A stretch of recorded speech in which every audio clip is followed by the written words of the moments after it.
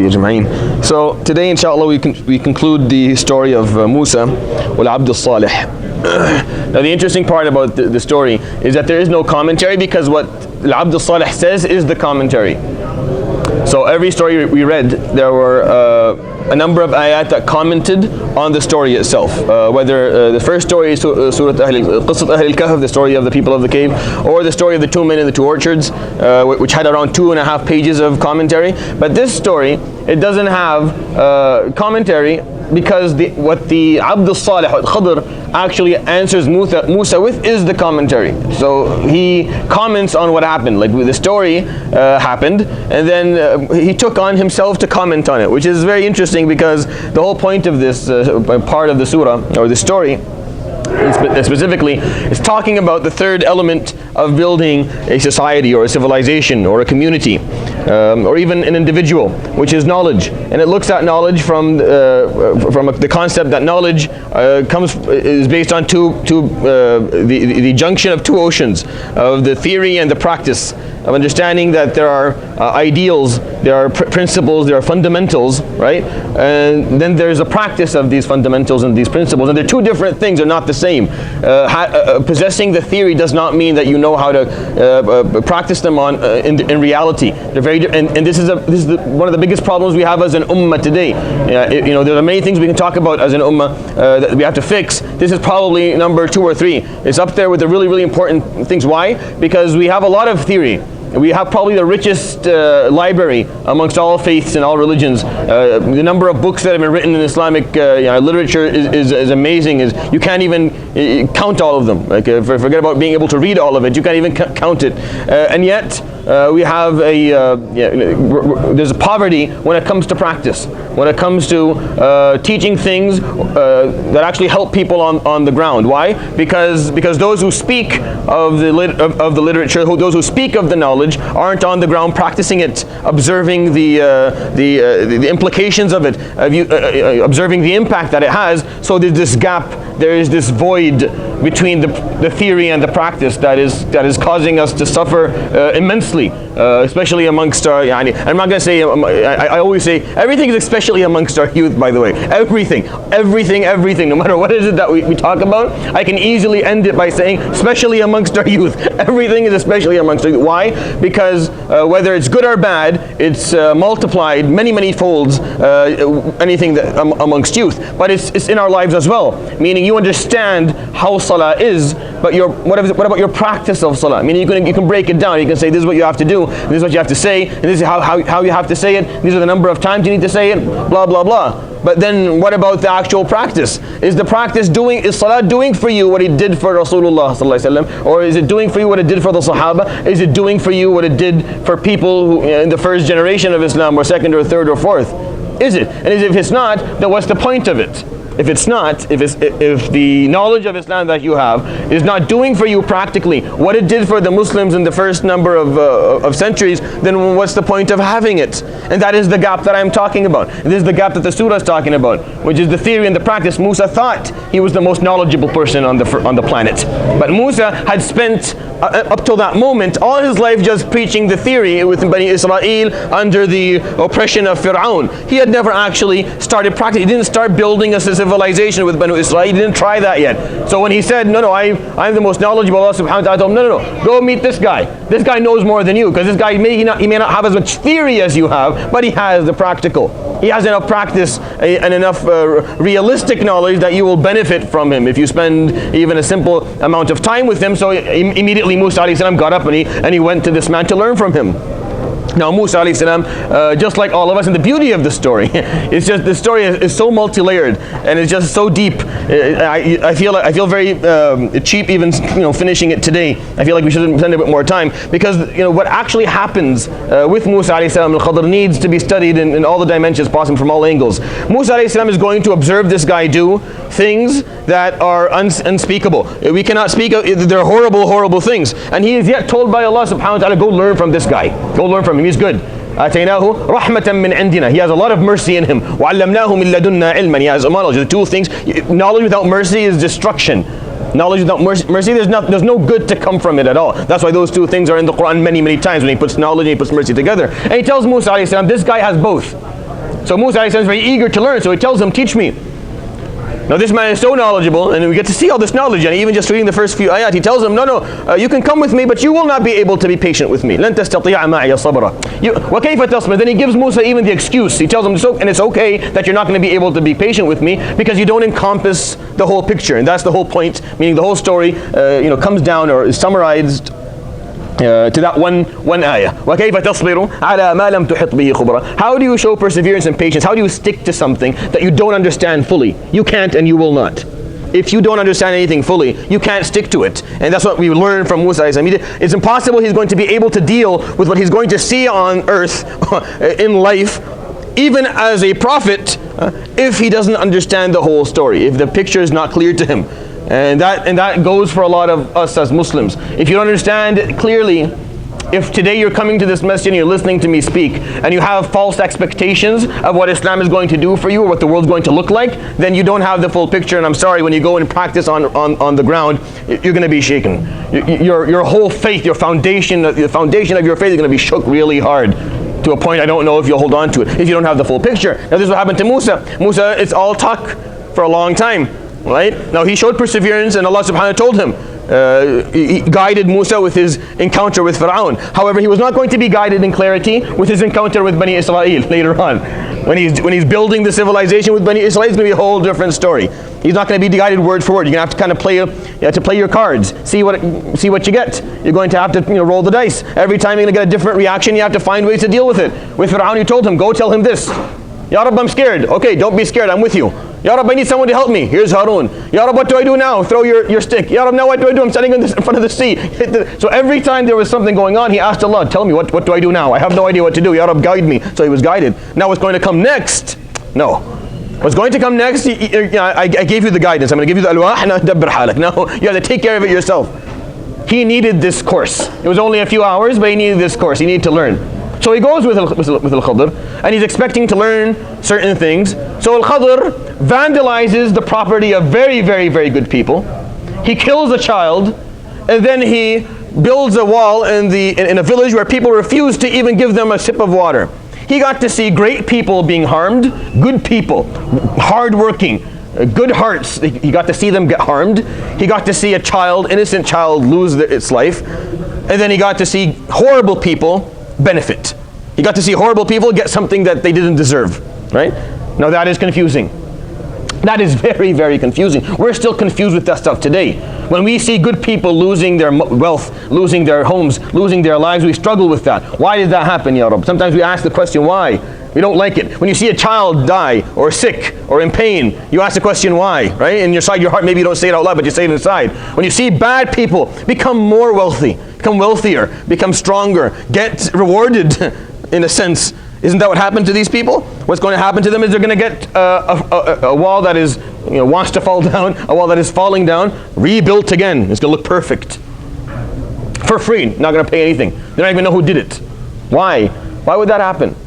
Musa alayhi salam was at that point. It was a junction of two oceans. That's the symbolism here. The junction of the two oceans. When the theory and the practice come together, that's why. What happens then? What is Musa told is going to happen when he comes to the junction of two oceans? Something dead will find life. Life will be granted. When you can put theory and practice together, you will grant life. You'll grant life to yourself. You'll grant life to communities. You'll grant life to everything. Now Musa alayhi salam had to understand this. It was very hard. Was he at fault for objecting every time? No, of course not. He had to object. Had this happened again, he would have objected again. Now a brother reminded me of the hadith where the Prophet ﷺ said, may Allah have mercy on Musa. Had he been a bit more patient. Now he's not saying that Musa was at fault. He was like, hey, he'd been a bit more patient, we would have seen a few more examples. We'd have learned a bit more. Right? But these three were more than enough. These three have everything you need to know. Good people being harmed. Pain of the innocents. Right? Pain of the innocent. And then bad people prevailing. How do you understand this? How do you deal with it? Because when you study Islam, when you study the Quran theoretically, what does it tell you? It tells you, الَّذِينَ آمَنُوا وَعَمِلُوا الصَّالِحَاتِ لَيَسْتَخْلِفَنَّهُمْ فِي الْأَرْضِ وَلَنُمَكِّنَنَّ لَهُمْ دِينَهُم. We're going to give them strength on this earth. We're going to strengthen their deen. وَالْعَاقِبَةُ لِلْمُتَّقِينَ. And the final word will be for them. You read about Qawm Salih and Qawm Hud and Qawm Nuh and Qawm Lut. Everyone was destroyed differently. Destruction. immediate consequences and punishment from Allah subhanahu wa ta'ala. This is what you read in the Quran. These are the basic laws. And then you come to reality and none of that is happening.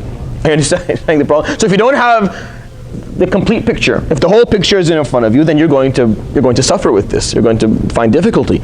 And Musa alayhi salam was being told, okay, let me show you how it's going to work. Go with this man. So he thinks this man is very knowledgeable. Well, that's what he knows. He's a man knowledgeable. But then he does these things that don't make any sense. The final encounter we talked about last time, he builds out. The first two were evil in Musa alayhi salam's understanding. So he objected. First time he vandalizes people's property. They were very nice to them. They said, please come for free. We'll let you go on our ship. So he goes and he breaks the ship. And he puts a kharq in it. Puts a hole in the ship. And then they walk up to a child and he murders a child. And Musa, لَقَدْ جِئْتَ شَيْئًا نُكْرًا. You have done the worst thing that could ever be done. Why? I thought you were like supposed to be more knowledgeable and more merciful than me. Why are you doing this? Then the third time, he goes and he piously builds a wall for people who were so garbage that they broke the norm of the land, which is just when you ask for water or food, they give it to you. And not one person in this whole village. You're talking about a community, a population that has lost all their ideals and lost all their inner feeling, all their moral compass is completely destroyed. And yet he rewards them. So Musa alayhi salam, this time he's not mad. He's like, Ya Shaykh, I can't understand your logic. Where's your logic? Why didn't you ask for ajr? Explain to me, why didn't you ask for ajr so we could eat at least? So he told him, هذا فراق بيني وبينك. This is where we were. Now I was asked, I believe, Wallahu a'lam, that Al-Abd al-Salih here, Al-Khadr, is one of Allah subhanahu wa ta'ala's junud. Meaning he is one of Allah subhanahu wa ta'ala's creations that are what qada and qadar is in life. Meaning the destiny. He's not a person. No one, I don't believe that we'll see Al-Khadr or Al-Abd al-Salih being judged Yawm al-Qiyamah like us. Why? Because he killed a child. He killed a child. Are you allowed to kill a child? If you see in your dream that Allah is telling you, this child is going to be horrible, so you're allowed to go.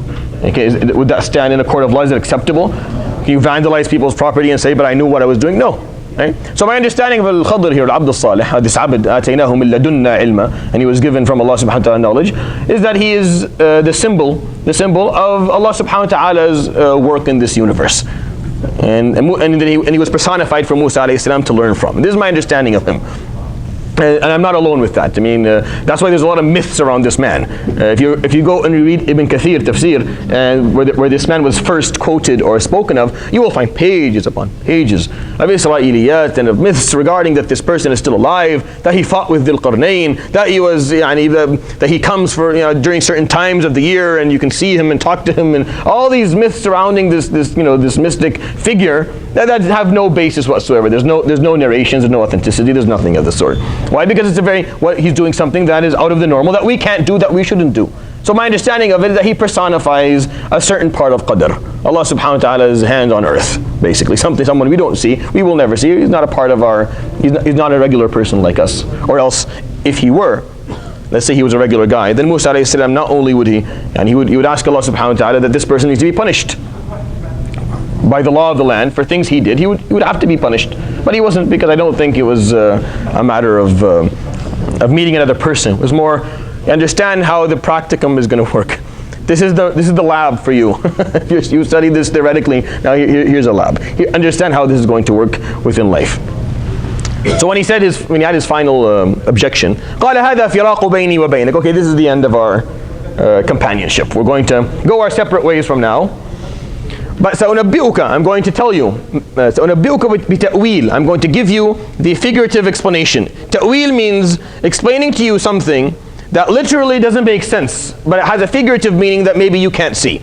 Or maybe it takes a bit of thought or of explanation. That's what ta'wil means, and we use that for tafsir a lot. And we use that for a lot of different things in Islam, where the literal, the way it's worded, it doesn't work. You need to do ta'wil. You need to understand. You have to read between the lines to understand the figurative meaning of what's being said. So here, سأنبئك بتأويل, I'm going to give you the explanation. ما لم تستطع عليه صبرا, about the things that you didn't have patience about. I'm going to explain it to you.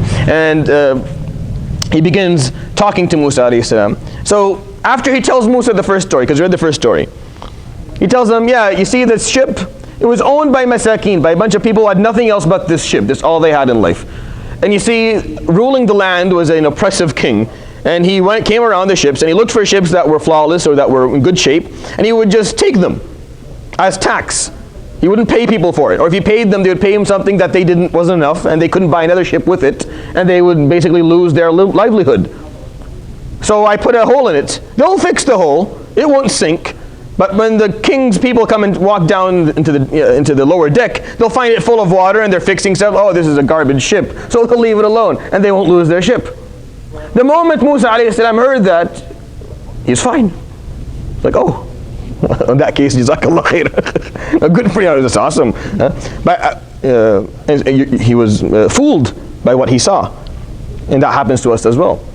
This doesn't mean that every time something bad happens to someone good, that there's this obvious twist of events happening later. But what it means is that you don't know the whole picture.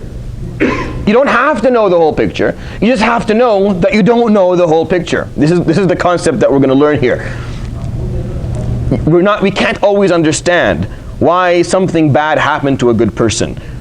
Sometimes you may consider that good person yourself. Sometimes you may consider it someone in your family, someone you knew. You knew this person, very, very pious, always doing the right thing, and yet nothing's working. Nothing's happening for this person, or bad things are happening, one after the other. And you ask yourself, well, why is this happening? This doesn't make any sense. Yeah. كَذَلِكَ وَقَدْ أَحَطْنَا بِمَا لَدَيْهِ خُبْرًا. You have to know the whole. You have to know the whole picture. You have to encompass the whole story. Even if you can't, then knowing that there's a part of the story that you don't know about should suffice, should be enough for you. For you to understand that there's a part of this story that is beyond your ability to find out. You may find out one day in the future, meaning this may come to you one day, you'll be able to see it, and maybe not. Now my question is this: what about the masakeen, the people who owned the boat? Did they find out? Did they know? We don't know. We have no idea. They may have not. Maybe they may have recognized that this, because they probably, when they walked down and they found that the guy vandalized the boat, they're like, Wallahi, yani, a'mal khair al-ashar. You do good things and you get bad people who do this stuff to you, and they're fighting amongst themselves, and then, well, all these people, ya shaykh, wallahi, people today, they have no dhimma. You know what we say whenever someone double crosses us on the simplest khair that we've done, and we think that we've done the biggest khair in the world. So we talk about how horrible people's morals have become, and they're probably fixing that ship downstairs, drenched in water, talking about, wallahi, this is the last time we let someone come in here for free. Wallahi, never again. Look at this. They may have found out that they were saved that day. They may have not. But they also don't have the whole story. Do they need to have the whole story to show perseverance? This is another question, because you have to kind of look at this whole thing. Did they need to have the whole story to say alhamdulillah, asa khair, inshallah khair, and continue to be just as good as they've always been? Don't be a good person conditionally. Don't do it conditionally. Conditionally, you're gonna fail quickly. It's only a matter of time. If you do khair because people treat you well when you do khair, then that's gonna end soon. I give you the good news. It's gonna end very soon, because you're gonna do khair, 10, 15 times in a row, and every time you do it, someone's going to stab you in the back. And Allah subhanahu wa ta'ala, because He wants to know, are you doing it for Him? Or are you doing it for them? If you're doing it for the people, then it won't last too long. If you're doing it for Him, it'll last a lifetime. Because He never changes subhanahu wa ta'ala. He is who He is. He will always be kareem with you. He will always be generous to you. He will always love you, and then He will reward you yawm al-qiyamah. So there's no reason for you to stop being a good person. But if you're doing it for people, well, people fluctuate. Sometimes they're good and sometimes they are not.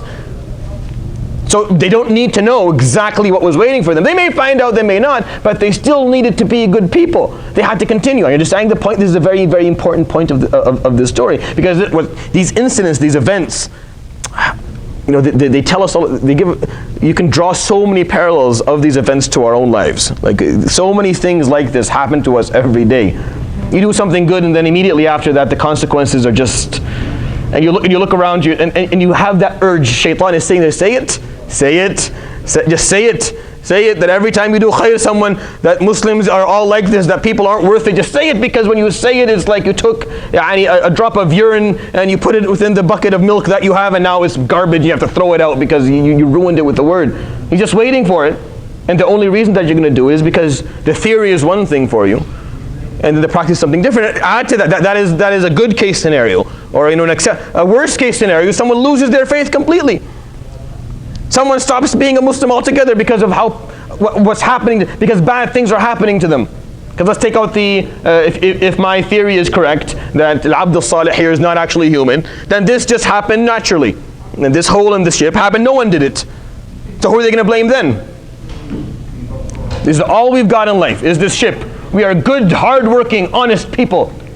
We don't steal, we don't lie, we don't harm anyone. And then a hole in my ship. What have I done to deserve this? I understand now there's no one who did it. It just happened by mistake. They can't pinpoint someone who was it wasn't the fault of the person who was driving the ship. No one did it. Now what? Now who do you blame? Shaitan is happier when that happens, because now he can direct your blame in a different direction. Now he can say, oh, the cannon goes upwards. Yes, say it. Blame it, say it. Say it. Why? Object to him. Tell him why are you doing this to me? I don't deserve. Say it.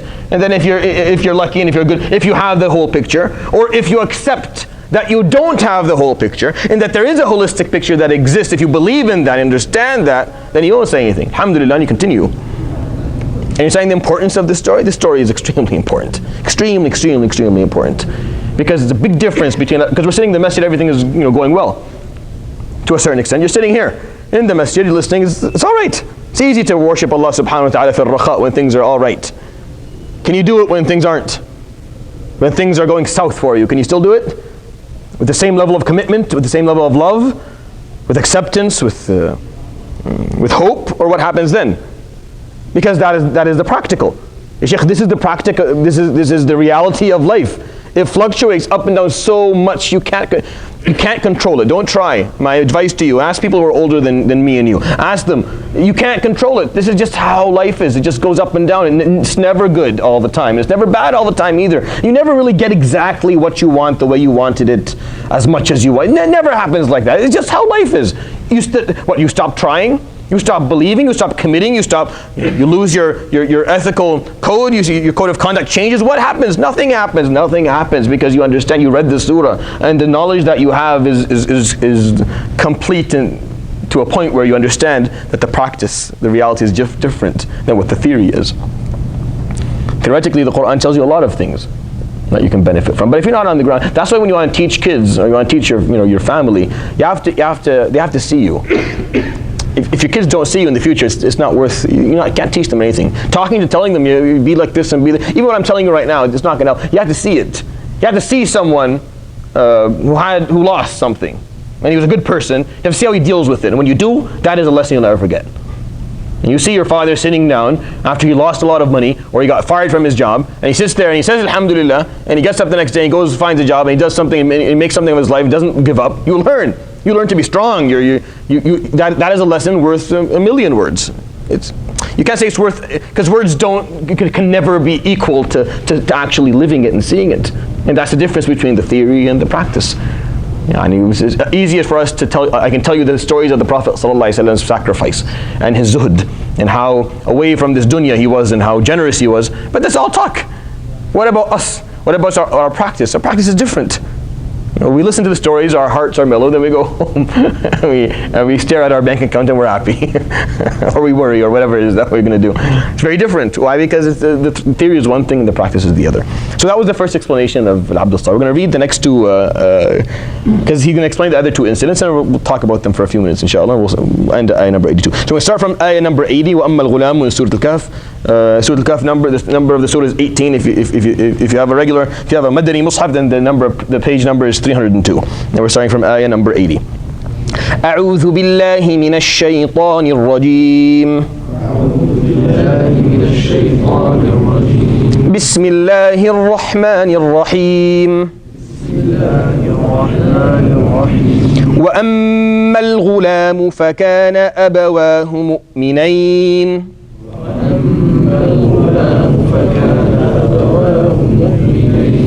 فخشينا أن يرهقهما طغيانا وكفرا.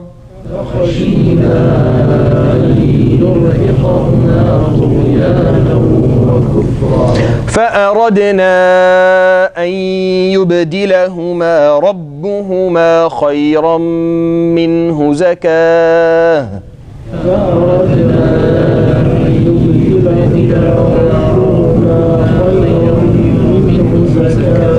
خيرا منه زكاة وأقرب رحما.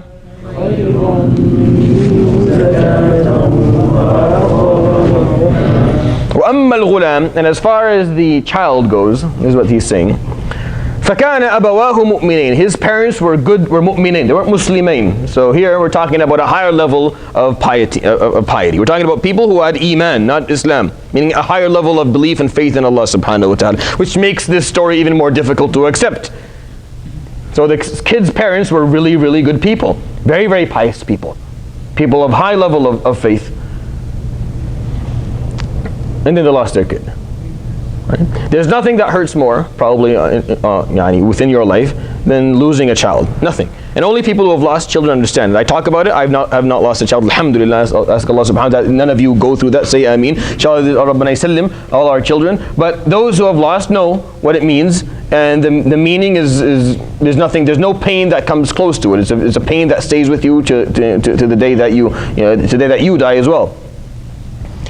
And when you see things like that happen, and unfortunately we live in a time where we see it more often than we would like to, and we see it happening to people who are good people, who are mu'min, who have more faith than we do, and then you wonder, well, why did that happen? And you wonder, how would you deal with it had it happened to you?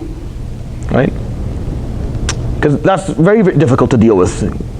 What hikmah could possibly exist in good people who had proper iman? They didn't need any of these lessons at all. They were already practical people who understood the deen both in theory and practice, and then they lose a child. So he gives them an example of a hikmah. فَخَشِينَا أَن يُرْهِقَهُمَا طُغْيَانًا وَكُفْرًا. We were scared that he would tire them. يُرْهِقَهُمَا. He would tire them and he would make them suffer.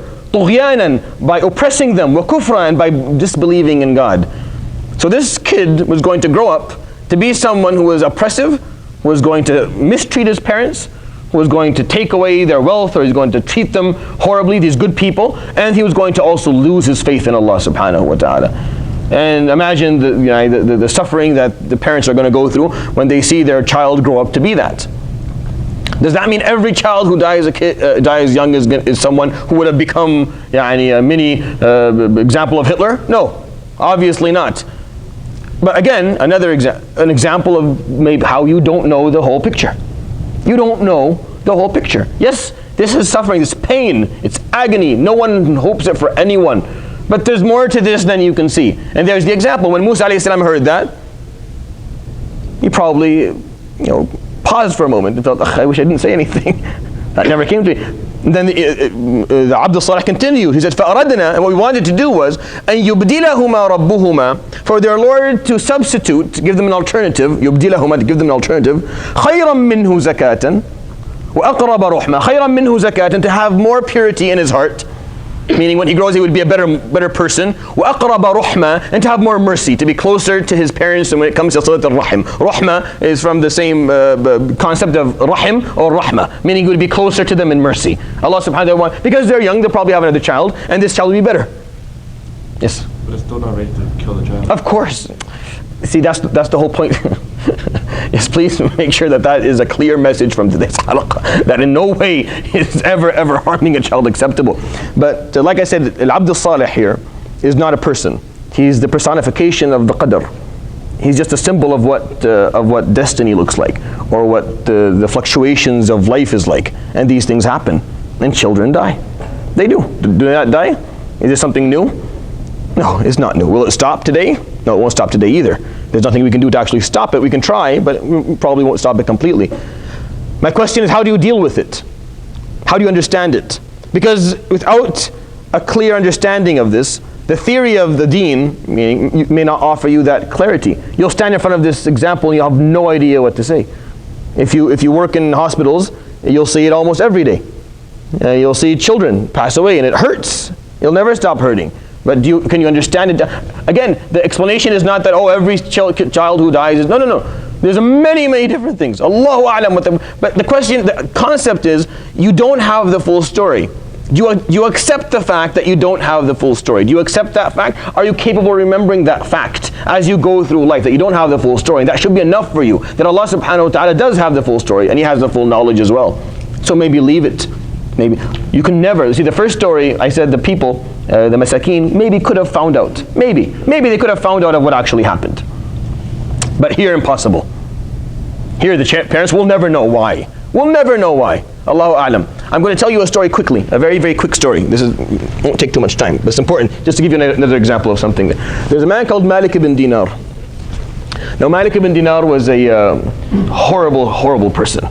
This person, he talks about himself. There was not one sin that I was not the master of. I didn't do it. I was the king of committing this sin. I have all the stealing, adultery, drinking, whatever. You name it, I did it. I didn't do it once or twice. I was the guy to go to, and I had such a bad reputation that people would avoid me. They tried to move me out of my house many, many times. One day he walks out of the bar. He's so drunk he falls beside a garbage bin, and as he's laying there beside the garbage, he saw a man walking with his 3-year-old daughter. And she's skipping and dancing and singing, and he just saw that, he just saw this snapshot and he liked it. You know how it is when you're coming close to 30, you start hoping for something more. So he's like, I would love to have that, like a daughter, to have someone who loved me like that and felt towards me the way she feels towards her dad. So he said the next morning, I said, okay, I'm gonna clean up, get married, and have a kid. So he cleans up. He says, I stopped doing everything bad I used to do. Not one person would let me marry. I left the town to another town, and my reputation followed me, and people would tell, do not let this person get married. And I couldn't do it. Like, I literally could not get married.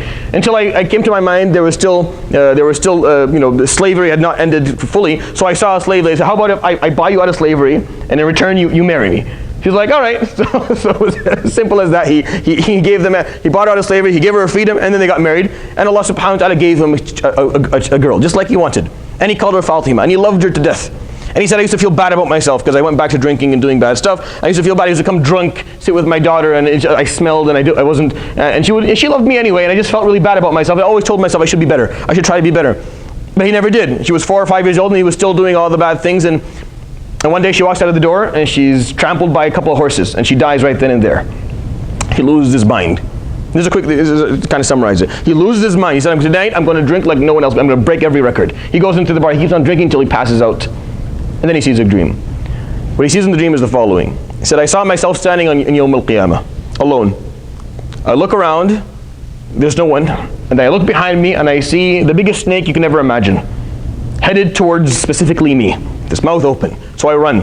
Of course, in dreams, the vulnerable you comes out, not the macho you. The vulnerable you is in there. So he's running. He's scared. He's running in every direction. And then he sees someone. He can see like a ghost in the horizon. So he runs towards him. And there's this old man standing there. And he asks him, "Please help me. Please help me." He tells him, "I can't help you. I don't know what I can do for you. Go this way." So he runs this way. He finds Jahannam. So he runs back again. No, this is not a good place. He goes, run that way. So he runs that way, and the snake is behind him still. As he runs, he sees a small hill. You can see little figures on the hill. So he runs up the hill. As he comes closer, he sees children. The closer he comes, the more children he sees. He's close enough, he can see his own daughter. He can see Fatima. He forgets about the snake. He loses his mind. She just died, and he's been crying for the last 12, 14 hours. So he runs up to Fatima, and he takes her and starts to hug her. Then he remembers that there's a snake behind him. He looks, and the snake is right there, 2-3 meters, coming right towards him. He doesn't know what to do. He panics, and he says, and Fatima puts her hand up, and the snake goes back. And he's shaking, holding his daughter. And he asked her, "What is this? What happened?" So she told him, "You see the old man? Oh, you see the snake?" He said, "Yeah, that was all your bad deeds." "You see the old man?" "Yeah, those were your good deeds. You made them so weak that they couldn't help you anymore. And you made your bad deeds so strong, they almost killed you. And had Allah not taken me from you, they would have eaten you, and there would be no way back. This is your last chance." And he wakes up. And the dream is over. So he gets up. Now he was given a last chance. Many of us, it doesn't happen to all of us, by the way. Yeah, he was a very lucky individual. He got that. Not everyone gets that. Don't go get drunk and wait for it. It's not going to happen. It's very specific to this guy's upbringing. Whatever happened to him in his life, we don't know what happened to him in his life. So he gets up, he goes, he takes a shower, and he decides he wants to go pray. He wants to straighten up. So he looks for a masjid. He's never prayed before. So he comes, he's in Basra, he lives in Basra. So he looks for a masjid. He happens to come to the masjid of Hassan al-Basri himself. So he stands in it's Fajr time. So he doesn't know how to pray. He's standing awkward, probably not facing the right way, not putting his hands on it. He's probably not doing it right, has no idea. And then Imam Hassan al-Basri, who was reciting is doing the salah, performing the salah, leading the salah, he recites for him as he's standing there an ayah from Surat Al-Hadid. أَلَمْ يَأْنِ لِلَّذِينَ آمَنُوا أَن تَخْشَعَ قُلُوبُهُمْ لِذِكْرِ اللَّهِ. Has a time not come for those who believe, for their hearts to find closeness stillness and khushu' to the remembrance of Allah subhanahu wa ta'ala and the descendants of the Quran. So in the middle of the salah, he starts screaming out, yes, ya na'am ya Rabb, the time is coming. Of course, you're not supposed to do that in prayer. He's screaming out, and they finish prayer, and Imam al-Hasan said, who's the guy who's screaming? Bring me the person. So he comes, and he doesn't know how to pray. And he sits down and talks to Imam al-Hasan. Malik al-Madinah, 25 years later, is one of the ruwa of the hadith. I mean, he's one of the people who relate hadith today. And he's one of the great students of Imam Hasan al-Basri. And he turned things around completely. He was a person of totally different character and totally different behavior. And he lost a child. Now, again, does every child who died, that's why he died? No. No, we don't know. Can you accept the fact that you don't know this, that you don't know why? That there's more to there's a bigger picture. Understanding that, right? Can you understand maybe that sometimes, a part of it is your fault as well? When children die because of oppression or war, that maybe we have a role to play there too. Maybe a part of that is on us. Maybe for him, a part of that was on him. His daughter died and it's on him. And maybe that's what straightened him out, that he was the reason. He understood that, so he changed, because that guilt was too heavy for him to carry. Maybe we need to understand that as well. Maybe instead of looking for someone to blame, we look at ourselves and see what we could have done to prevent this, or how we could have contributed to this better, or how we could have been a part of this. Just like Musa did. He freaked out on Khidr, because why would you do something like that? That's not something that you do. But the point wasn't that for him to prevent it. It was for Musa a.s. to finally understand that this is how sometimes things happen. That this child would have grown up and ruined his parents' life. Literally ruined their lives. He would have oppressed them physically and financially and mentally, and he would have lost his faith. So they couldn't say, well, our son is a good Muslim. They would lose everything. Isn't that the nightmare of every parent? Doesn't every parent at night wake up gasping that my son, ya dakhilak ya Rabb, that one of my children go astray and leave the path? They don't even think about the oppression part, because most parents are okay with that. Khalas, you take everything. Just be good. Just be good. Don't break the tradition of what we're doing. Don't change. So the nightmare was going to happen. فَأَرَدْنَا, out of mercy, we wanted to give him something better. And this kid, had he grown up, where would he have went? Yeah. Where is he going now? There you go. See the difference? Now you're like, oh, okay, I'm fine. You can never be fine when that happens, but you can understand that there's more to the story than you know. That's the second one. The third one, we recite the third story. And of course the conclusion of this whole thing. وَأَمَّا الْجِدَارُ فَكَانَ لِغُلَامَيْنِ يَتِيمَيْنِ فِي الْمَدِينَةِ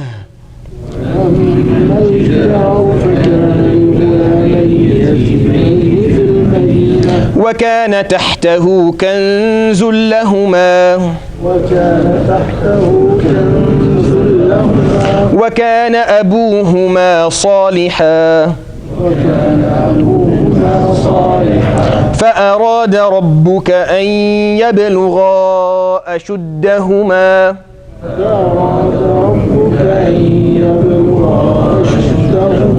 ويستخرجا كنزهما رحمة من ربك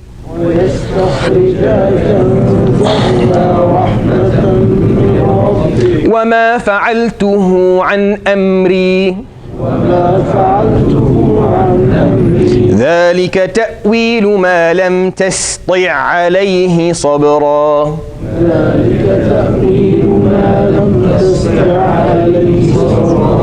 أما الجدار, and regarding the wall that you didn't like me building, فكان لغلامين يتيمين في المدينة, was owned by two poor orphans, kids still under the age of 13 or 14. They didn't have the ability to manage their own money yet, legally or even mentally. And under this wall was a treasure with a lot of money, right? So imagine a chest full of gold right under that wall. All it took was someone to push that wall over, and then the money would be there. You could see the treasure, and these kids would be millionaires. But had that happened, then probably what would have happened based on the characteristics or the nature of this village, right? Based on the nature of this population, what was going to probably most likely happen to that? They would be ripped off, right? They would screw them out of all their money. They would have nothing. They would basically take it away from these kids. وَكَانَ أَبُوهُمَا صَالِحًا, and between parentheses this nice little, and they had a good father. Not good in terms of, he was kind. No, in terms that he was someone who did his job. He was a pious man of Allah subhanahu wa ta'ala, who did his job, who spread the message, who was a good person, who taught them properly, who raised them well, who did everything he could, and then he passed away. Right? Leaving behind him children. That happens as well. Right? Where a man, you can see someone, you remember someone who was such a good person, such a great person in every way, and then he passed away and they leave people. They leave orphans and they leave, and you wonder why did that happen, and you wonder had he stayed around, would have been better, would have been much better. But you don't know. So you don't know the rest of the story. This is the thing, you don't know the rest of any story. You just know the version that you see. There are so many different pathways and alternatives here. There's so many dimensions to everything that happens. We cannot encompass the whole knowledge. You can't do it. The beauty of what Abdul Salih told Musa, he's telling us as well. You can't commit to something you don't understand fully. But you can commit to something if you understand that you don't understand it fully. You can commit to it if you can understand that, you can never understand this thing completely. But if you believe in Allah subhanahu wa ta'ala, if you trust them, if the theory that you have, the knowledge that you have, offered you this holistic understanding of life, you'll be able to deal with it. Even something as horrible as the 3 stories that we looked at. These 2 orphan kids, no father, but he was a good man. And because he was a good man, Allah subhanahu wa ta'ala had mercy on his children. You want Allah subhanahu wa ta'ala have mercy on your dhurriyyah? Make sure you do your job. Do what you were created to be. Salih. Salih means that you're doing what you were created to do. That's what salih means. Doesn't mean good. Good is a rip-off translation of salih. Salih means that you're doing what Allah subhanahu wa ta'ala created you to do. He gave you a job, He gave you a purpose to fulfill. You fulfilled it. That's salih. That means just like when you buy a lamp. If it's working as a lamp, it's called salih. If it doesn't work as a lamp, it's just a decoration, it'll say ghayr salih. Doesn't work. It may be a nice decoration, but it's not a lamp. You and I are human beings. We have a purpose to fulfill. You can do many other things, but that doesn't mean you're salih. You're only salih when you fulfill the purpose Allah subhanahu wa ta'ala created you to fulfill. You do other stuff, maybe you made money, maybe people liked you, but you're not salih. Abuhuma salihah. He was salih. And I think that word shouldn't be translated. I think it should be explained, and then that's the word. The word salih. Amilu salihat. They did al-salihat and understand it from the Islamic nomenclature, the Islamic terminology that it has. فَأَرَادَ رَبُّكَ, and your Lord wanted, أَن يَبْلُغَ أَشُدَّهُمَا, for them to mature, to reach full maturity. وَيَسْتَخْرِجَ كَنْزَهُمَا, and for them to extract their treasure, رَحْمَةً مِّن رَبِّكَ, as an act of mercy from their Lord. So Musa alayhi salam heard that, and now he felt ridiculous. Musa alayhi salam felt, wow, I really messed up today, didn't I? You told me not to say anything. You told me I didn't understand it, and now I feel like I feel so silly objecting to anything that you did. Now it makes perfect sense to me.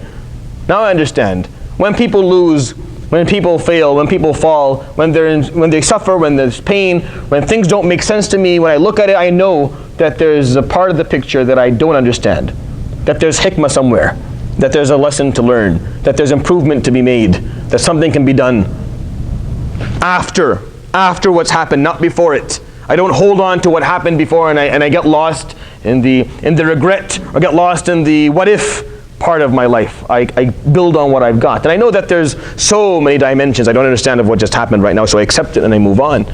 Isn't that the practice? Doesn't that summarize the practice of what Islam is supposed to be?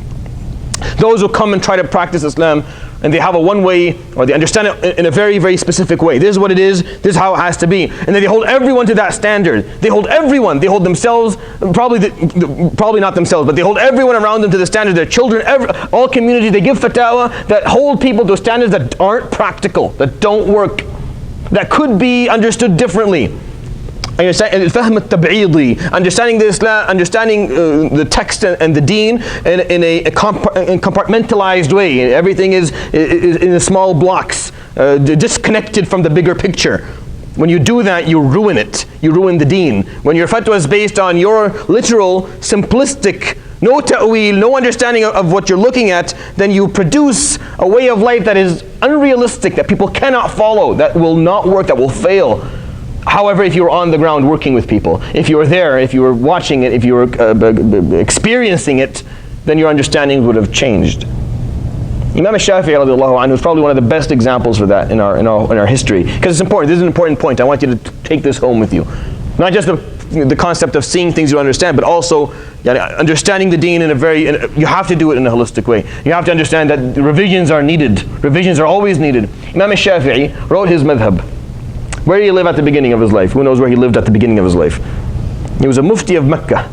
Right? He lived in Mecca, and he was 15, 16, he was getting fatwa in Mecca. And he wrote a madhab called Madhab al-Qadim. It's called the old madhab, right? It's called the old madhab. Why? Because there was a new madhab. Why was there a new madhab? Did someone else write it? No, he moved. He went to Egypt. Now he was living in Iskandariya, or some people say in Qahira. Oh, it's a whole different ball game there. Different people, different backgrounds, different culture. You're talking about those who built the pyramids. You're talking about people who have multiple languages, who have a civilization that hits thousands and thousands of years into history. Now it was a whole different ball game. So he looked at what he had produced, right, from his understanding, like, oh, this is not working. So he put it aside and he wrote a new madhab.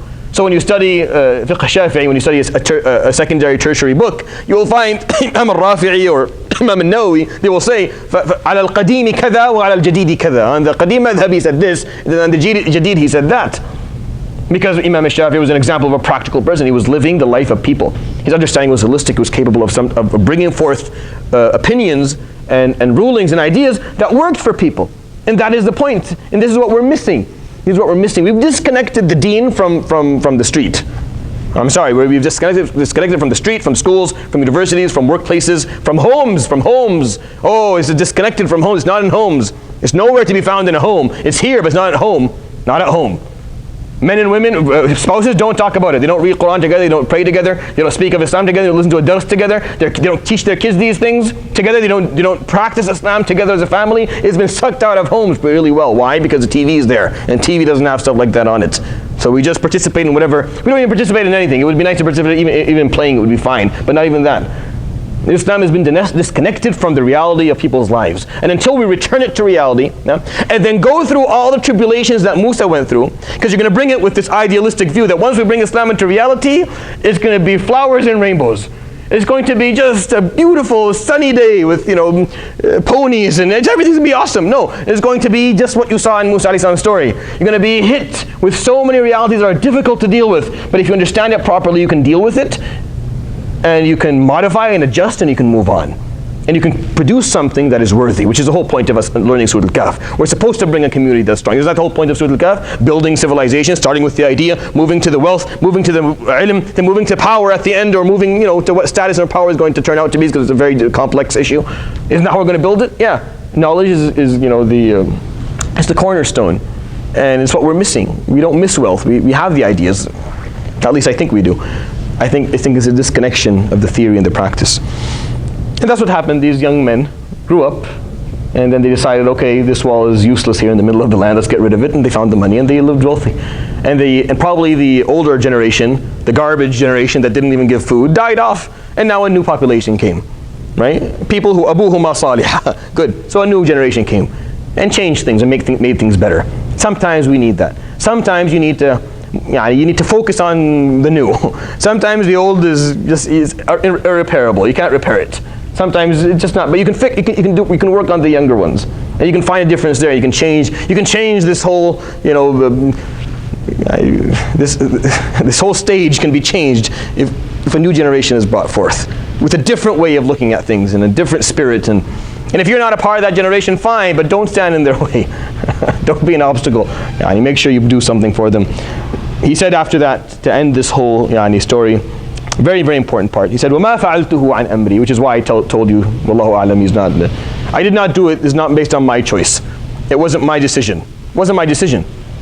It wasn't my decision. So where's the knowledge? That's yeah. the part. No, it's not. It's not my decision. So how هذا الخبر كان العلم. Yeah. So Allah subhanahu wa ta'ala had shown him all of this. He's been doing this for years, probably. Right? He's one of the he's a personification of Allah subhanahu wa ta'ala's creations that do his job or perform his will. So he's someone who has seen a lot, so he knows a lot. He understands how the world works. Is this the first time Al-Khadr has done something like this? Is it the first time? No, probably he's been doing this for a very long time. So he understands how the world works. He understands why Allah subhanahu wa ta'ala does things, and what the outcome is, and what the reason behind things. So he has knowledge. So it's not we're learning from him as someone who seeks knowledge. We're taking from him a part of knowledge that you need in order for the practice to work. It's a different thing. We're not saying that this person has seeked knowledge in his life, and now we're going to learn it from him. No, this is a person who possesses knowledge that you need in order for your practice to work. So go learn it from him, because you don't have it. Because alayhi salam didn't have that part of knowledge. It's not saying that Al-Khadr is better than Musa. Musa alayhi salam is better than Khadr, obviously. Why? Because he's from Ulul Azm al-Rusul. He's from the 5, major prophets, the strong-willed prophets of Allah subhanahu wa ta'ala. So he's better than probably everyone. But this man still knew more things than he did. So he learned from him because he possessed it. Probably Khadr isn't even being ranked because he's a creation that is not held accountable to begin with. But it's the knowledge that we learn from reading this, and that Musa alayhi salam learned from listening to it and observing it. Because you and I just went through the ayat. Musa alayhi salam went through the actual incident. He saw it happen and then learned to deal with it later, and that hurts, and that was hard, right? But he learned. He walked away much more mature as a person. He had seen how things work. وَمَا فَعَلْتُ عَنْ أَمْرِي. Don't think that I did this because I wanted to. It's not my amr. It's not my command. It was not my command. He told you, you don't understand, but now you do. If you didn't understand, now you finally do. ذَلِكَ تَأْوِيلٌ. That is the explanation. That is what مَا لَمْ تَسْطِعْ. What you did not have the ability to show perseverance towards. مَا لَمْ تَسْطِعْ عَلَيْهِ صَبْرًا. Why تَسْطِعْ here and تَسْتَطِعْ فوق? So it's very simple. زِيَادَةُ الْمَبْنَى تُؤَدِّي إِلَى زِيَادَةِ الْمَعْنَى. When you add a letter to a word, you add a meaning to the word. So when you add the ta and تَسْتَطِعْ, it brings forward ثِقل. I mean, it makes the word a bit heavier to say. Why? Because Musa alayhi salam, before he heard the explanation, it was a very heavy situation. Musa alayhi salam was dying inside. He was feeling very, very upset. He was very, very angry. Vandalizing people's property, killing a child, and then rewarding people who didn't deserve it. Musa alayhi salam was frustrated. He was very frustrated. So tastati alayhi sabra. You add the ta to kind of explain the extra feeling of frustration and difficulty. At the end, when Musa alayhi salam had all of this explained to him, Musa was relieved. Musa was sitting around thinking, wow, this makes perfect sense. So tastati, you take out the ta so that it becomes easier. And that's how the Quran works. And we'll see examples. There's going to be an example coming also in the end of the next story that has exact same concept, and I'll explain it inshallah one more time in case this didn't make sense. Our problem is largely today focused on the different dimensions of this story, because there's more than one dimension here. One is rahmah and ilm have to come hand in hand. Rahmah and ilm have to be together. To you, it wasn't, when we first read what Al-Khadr did, we didn't see the rahmah. When we heard the story, rahmah became clear. All three had rahmah. Rahmatan min rabbik, more than once. It all happened. Aqraba rahmah. You're going to be more merciful towards you. The second child to come, right? So knowledge without mercy is only destruction. It's only harm.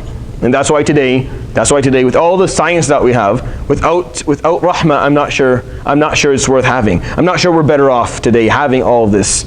I'm not sure. Maybe we are, but I don't know. Because there's no rahmah. Because we're using it for the wrong reasons. We have the technology to feed everyone on the planet, but we don't use it. We spend a good 65, 70% of all worldwide budgets to build weapons that will destroy everyone, that will kill everything. Everything. We continue to consume our environment as if we have another planet to go live on. As if, once we're done with this planet, we can just move on to another one that'll be better than this one. We're still evolving. We're still working on it. Maybe. I'm not sure we are. Maybe we are.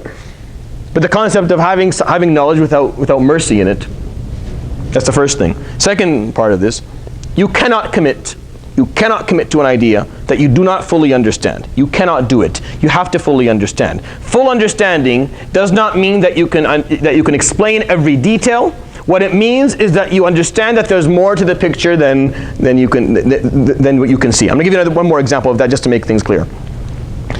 There's a known quote in philosophy that says, the best explanation doesn't always need an explanation. Ever heard that? Okay, what that means, if you want this goes to the argument of Allah subhanahu wa ta'ala. Why is it that we believe that Allah subhanahu wa ta'ala created the universe? Why don't we believe that some artificial intelligence did it? Why not Allah subhanahu wa ta'ala? Why are we saying Allah? Why don't we say something else? Why are we saying specifically Him? And when we do say Allah subhanahu wa ta'ala, and we say that He is beyond explanation, He's beyond time, they tell you, well, you're just offering an answer that has no answer. You don't explain to me, where did Allah subhanahu wa ta'ala come from? Explain to me who made Him, or explain to me who caused the cause, right? That's what we get. Is that a valid explanation? No, because the best answer, the best explanation, doesn't always need explanation. Example, if you and I we're the first people to go to the moon. We went to the moon, first 2 people went to the moon, no one else before us. We got there, we found a lot of machinery on the moon. A lot of machinery, but it's not stamped by anyone, just a lot of machinery. What would we say? Wouldn't it be safe for us to say that that a certain extraterrestrial intelligence put it there? Isn't that the best answer? Isn't that the best explanation? Well, tell me who they are. What did they look like? How tall were they? What were their names? Where did they come from? You don't know, but does that make that explanation less good? Those questions, not being able to answer them, does that make that explanation less good? No, that's still the best explanation, that an extraterrestrial intelligence put it there. Even though you can't answer details, it doesn't mean that explanation isn't good anymore. Are you saying the difference here? The best explanation doesn't always need an explanation. And in the context of this story, the same thing. There's an explanation. You may not know it, but knowing that there's an explanation is all you really need. That's all you need. Possessing that understanding that sometimes that you cannot understand everything, that you cannot be certain about everything, and that's all you really need to know. Even if you can understand. Musa alayhi salam was given examples. Once he heard them, okay, all right, fine. Okay, now I don't need you to explain everything that happens from now on. As long as 3 examples were enough for Musa, and they should be enough for us as well. That's number 2. Number 3. Until the 2 oceans, the junction of the 2 oceans, come back again, and the gap is filled, and the void is taken away, and theory and practice come back together as Muslims, as an ummah, we will continue to suffer the way we suffer, and the suffering will just get worse. Until we're capable of understanding Islam holistically, so that the theory and the practice are in synchrony, and people who understand Islam can practice Islam properly. Those who understand Salah actually perform Salah and they enjoy. Those who can read the Quran actually understand and find the Quran to move them. Until that happens, nothing is going to change. And this is where Musa alayhi salam didn't have the proper knowledge, and he got to go and he took his faith and he walked down into the earth, walked into reality, and he was hit by only just 3 realities that hurt him. Just 3 pieces of day-to-day activities that really hurt him, and because it showed that he didn't understand yet. But he did after this. After this, Musa alayhi salam changed, and you'll see, even when you study his story, you'll find that this is a very big moment in his life, that he comes back to Bani Israel with a whole different approach of things. Even his tone of voice, and we'll talk about that maybe in a different sitting. 3rd, think about the 3 examples. Or 4th, think about the good people who are harmed. Think about the pain of the innocent, and think about those who are who are cruel and rewarded. And understand that there's more to that story than you know. That you don't always know what's going on. You don't always know what's going to happen next.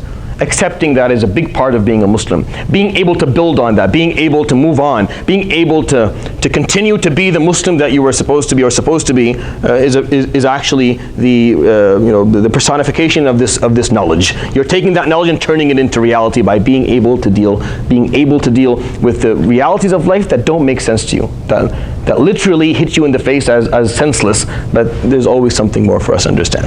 Those are the 4 basic ideas that I think you should walk away from Surat AlKahf. There's way more.